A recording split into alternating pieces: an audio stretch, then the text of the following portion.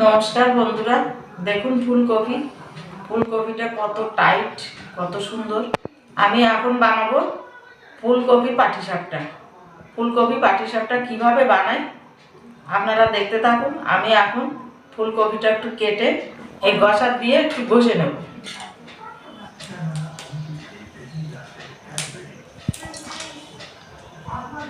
আমি ভালো করে একটু ধুয়ে নিচ্ছি।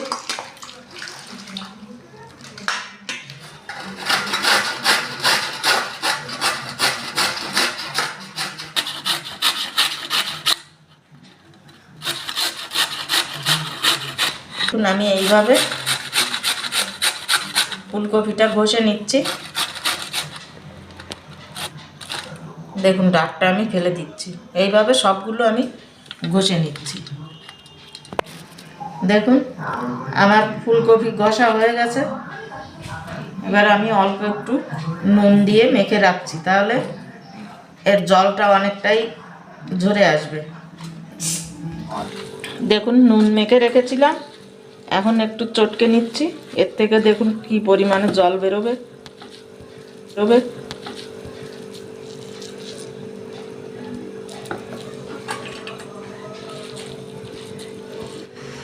দেখুন কতটা জল বেরিয়ে গেছে।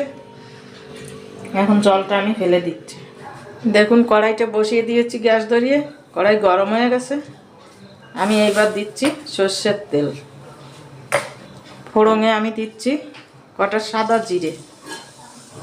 এবার দিচ্ছি আমি ছোট্ট ছোট্ট করে কেটে রেখেছি আদা দিয়ে দিলাম। আদাটা আমার ভাজা হয়ে গেছে। এবার আমি দিয়ে দিচ্ছি ফুলকপি।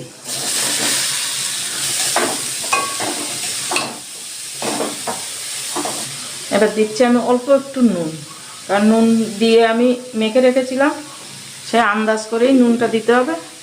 এবার দিচ্ছি একটু হলুদ গুঁড়ো, দিচ্ছি অল্প একটু জিরে গুঁড়ো, অল্প একটু ধনে গুঁড়ো, দিচ্ছি অল্প একটু লঙ্কা গুঁড়ো। এবার আমি একটু ঢাকা দিয়ে দিচ্ছি। দেখুন আমার প্রায় হয়ে গেছে। আমি দিয়ে দিচ্ছি একটু গরম মশলা। আমার এটা হয়ে গেছে, আমি গ্যাস অফ করে দিচ্ছি। আমি এবার পাটিসাপটার ব্যাটারটা বানিয়ে নিচ্ছি। এই জায়গায় আমি নিয়েছি একটু সুজি, ভিজিয়ে রেখেছিলাম 1 ঘন্টা আগে। এবার আমি এই সুজিটা নিয়ে নিচ্ছি চালের গুঁড়ো। চাল ভিজিয়ে বৌমা গুঁড়ো বানিয়ে দিয়েছে। এবার দিচ্ছি আমি জল।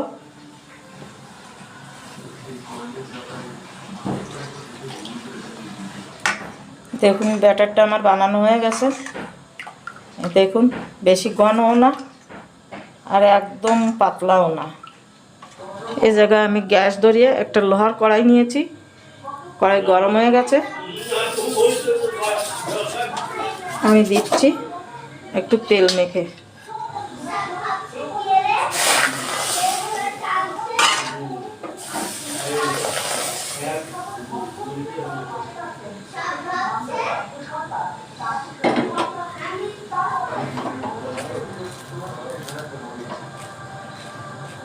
দেখুন পুরটা এইভাবে দিয়ে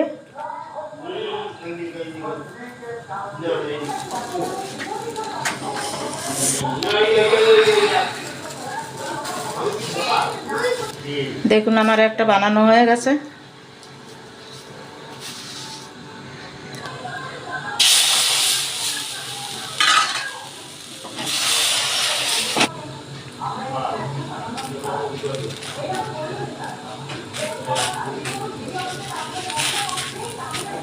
দেখুন আমার আরও একটা বানানো হয়ে গেছে। এইভাবে আমি সবগুলো বানিয়ে নিচ্ছি।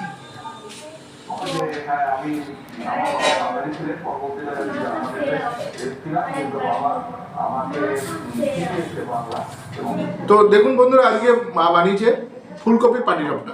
তো পাটিসাপটা তো অনেক খেয়েছি, নারকেল দেওয়া খেয়েছি, ক্ষীর দেওয়া খেয়েছি। আজকে ফুলকপি, ভেতরে ফুলকপি পুর।